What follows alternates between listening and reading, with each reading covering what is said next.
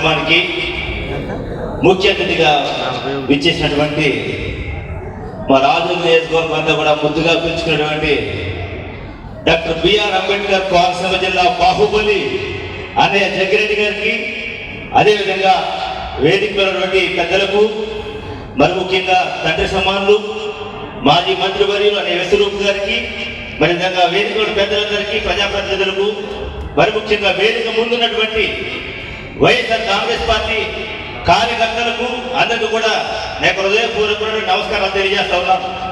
బాబు surety, మోసం guarantee. ఇవాళ రాష్ట్ర వ్యాప్తంగా ఈ యొక్క కార్యక్రమాలు అద్భుతంగా జరుగుతూ ఉన్నాయి.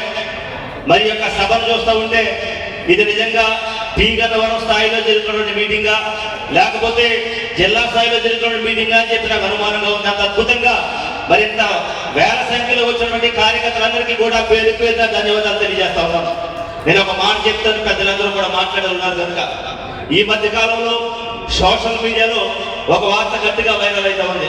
ఏంటంటే ఈ రాష్ట్ర ముఖ్యమంత్రి గారి అబ్బాయి, ఈ రాష్ట్రానికి విద్యాశాఖ మంత్రి గారు నారా లోకేష్ ఒక మాట మాట్లాడుతూ ఉన్నాడు. ఏమంటాడంటే సంక్షేమం పుట్టినిల్లు మా తెలుగుదేశం పార్టీ మాట్లాడుతూ ఉన్నాడు. ఇక్కడ ఉన్నటువంటి మిమ్మల్ని కూడా అడుగుతా ఉన్నాను ఒక ప్రశ్న, మీరు సమాధానం చెప్పే ప్రయత్నం చేయండి.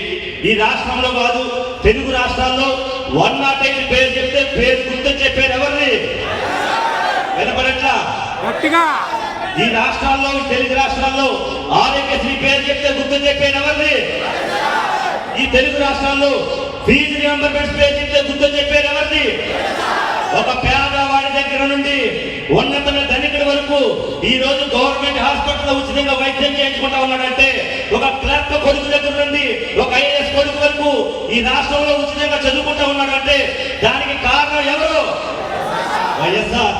ఇవాళ ఆంధ్ర రాష్ట్రంలో గడిచిన 4 సంవత్సరాల్లో మీ అందరికీ తెలుసు అమ్మఒడి అనే ఒక పథకం. ఈ పథకం పేరు చెప్తే గుర్తు చెప్పారు ఎవరిది? నేను మిమ్మల్ని అడుగుతా ఉన్నాను, ఏ ఒక్క సంక్షేమం పేరు చెప్తేనైనా ఈ రాష్ట్రంలో చంద్రబాబు నాయుడు పేరు గుర్తొస్తుందా? మనకి గుర్తొస్తుంది. ఏంటా పేరంటే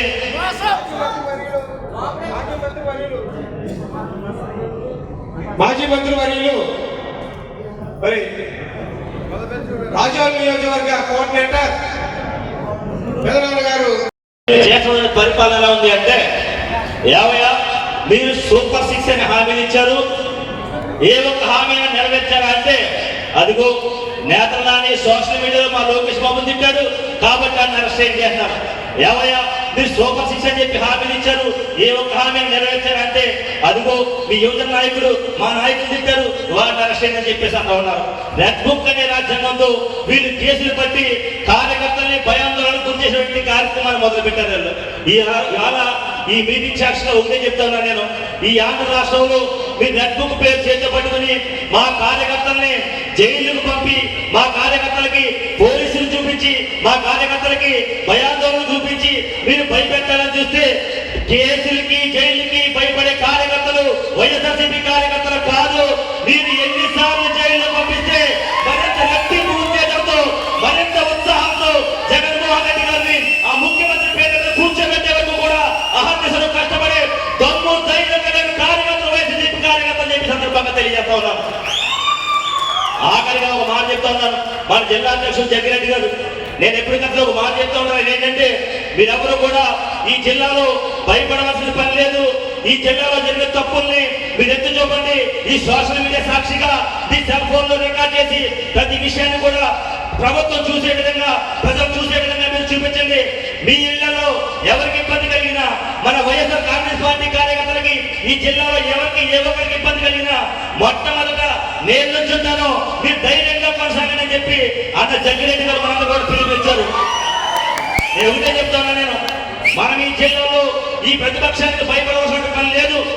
ఎక్కడ తప్పు జరిగినా కూడా ఇవాళ చూసుకుంటే ఈ జిల్లా వ్యాప్తంగా కూడా రేషన్ బియ్యాన్ని చాలా దారుణంగా తేడాల దగ్గర నుంచే ఆటోలకి లారీలకి ఎగుమతి చేసుకుని పట్టుకెళ్ళిపోతున్న పరిస్థితి ఏర్పడతా ఉంది.